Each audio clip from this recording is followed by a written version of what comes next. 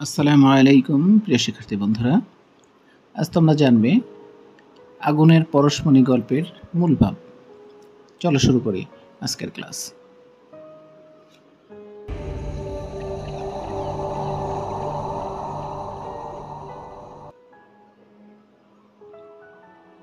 আমি মূল ভাবটি হাতে লিখে দিচ্ছি, তোমরা লেখাটাকে পজ করে করে তারপর তোমরা লিখে নেবে।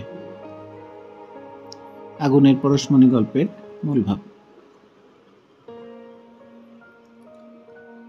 বাংলাদেশের নন্দিত কথা সাহিত্যিক হুমায়ুন আহমেদ এর লেখা মুক্তিযুদ্ধ ভিত্তিক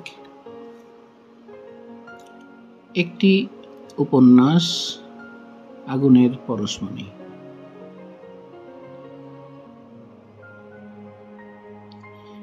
এই উপন্যাসেরই অংশবিশেষ আগুনের পরশমণি নামক পাঠ্যপুস্তকের এই ছোট গল্পটি।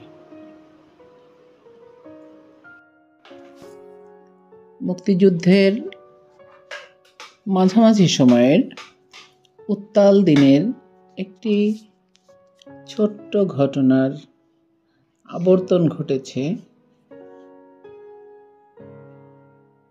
এই সাহিত্যকর্মে।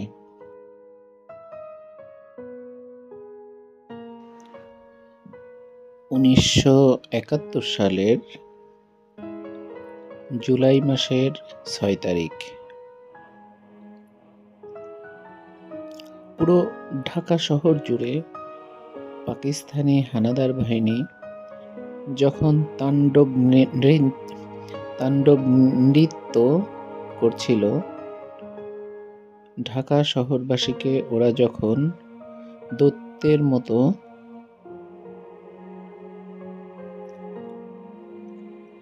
পিষে মারছিল, সন্ধ্যা নামার সাথে সাথে ব্যস্ততম এ শহর যখন ভুতুড়ে নগরীতে পরিণত হয়ে যেত,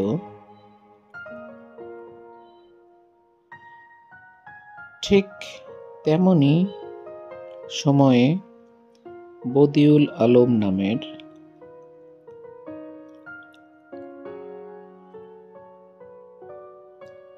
এক যুবক ৬-৭ জনের একটি দল নিয়ে ঢাকায় প্রবেশ করে।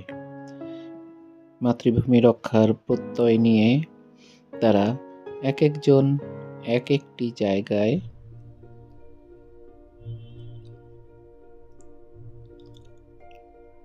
আত্মগোপন করে থাকে।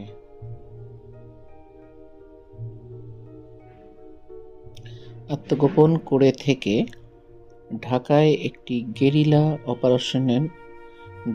অপারেশন পরিচালনা করতে চায়। পূর্ব পরিকল্পনা মতো বদিউল আলম আশ্রয় নেন মতিন সাহেবের বাড়িতে। বদিউল আলমের আশ্রয়দাতা মতিন সাহেব নিজের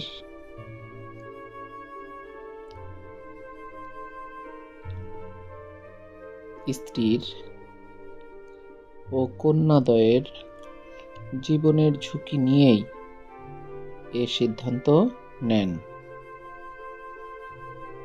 যদিও মতিন সাহেবের স্ত্রী মুক্তিযোদ্ধাকে আশ্রয় দেবার এ সিদ্ধান্ত সহজে মেনে নেননি।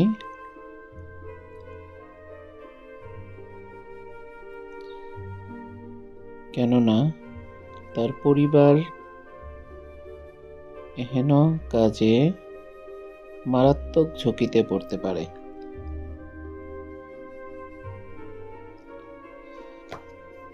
অবশেষে নানা উৎকণ্ঠা নিয়েই তিনি স্বামীর এমন সিদ্ধান্ত মেনে নেন। পুরো গল্প জুড়ে বদিউল আলমকে একজন নিরুত্তাপ আবেগহীন, স্বল্পভাষী,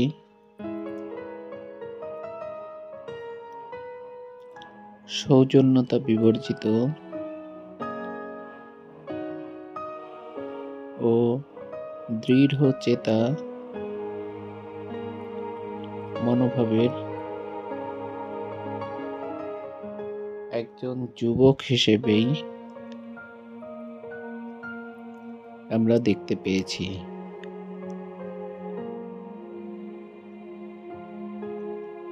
প্রকৃতপক্ষে বদিউল আলমের এমন চরিত্রের মধ্যে লুকিয়েছিল স্বাধীনতা লাভের প্রতি প্রগাঢ় সংহতি, আত্মবিশ্বাস, দৃঢ়চেতা মানসিকতা।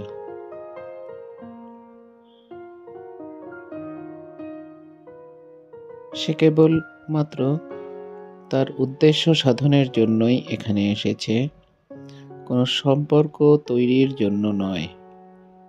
তাই তো কোনো আবেগ তাকে স্পর্শ করে না। বদিউল আলম তরুণ মুক্তিযোদ্ধাদের আত্মপ্রত্যয়ের প্রতীক হিসাবে গল্পে উপস্থাপিত হয়েছে।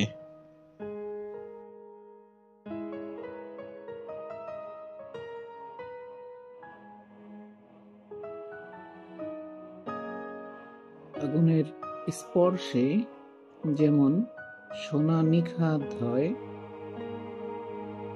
তেমনি দেশমায়ের মুক্ত করার যে লেলিহান শিখা এদেশের মানুষের মনে প্রজ্বলিত ছিল, সেটার পরশেই আমরা পেয়েছি আমাদের হিরণ্ময় স্বাধীনতা। এই ছিল আমাদের এই আগুনের পরশমণি গল্পের মূল ভাব। তো তোমরা একটু সবাই লিখে নাও, লিখে নিয়ে তোমাদের মতো করে চেঞ্জ করতে চাইলে করতে পারো। চেঞ্জ করে নিয়ে কিছু কঠিন শব্দ আছে, কিছু কঠিন শব্দ এই জন্যই দিই, তোমরা অনেকে কমেন্টস করেছিলে যে স্যার মূল ভাবের মধ্যে কঠিন শব্দ ব্যবহার করেছেন আপনি। আসলে কি যে মূল ভাবটা একটু তাত্ত্বিক লেখা হয়, তো এই জন্য কিছু কঠিন শব্দ দিলে, কয়েকটা একটু কঠিন শব্দ দিলে তোমার লেখাটার মানটা ভালো হয়। এই জন্যই কঠিন শব্দগুলো মূল ভাবের মধ্যে সংযোজন করা হয়। তো ঠিক আছে, আল্লাহ হাফেজ, বিদায় নিচ্ছি আজকের মতো। আসসালামু আলাইকুম।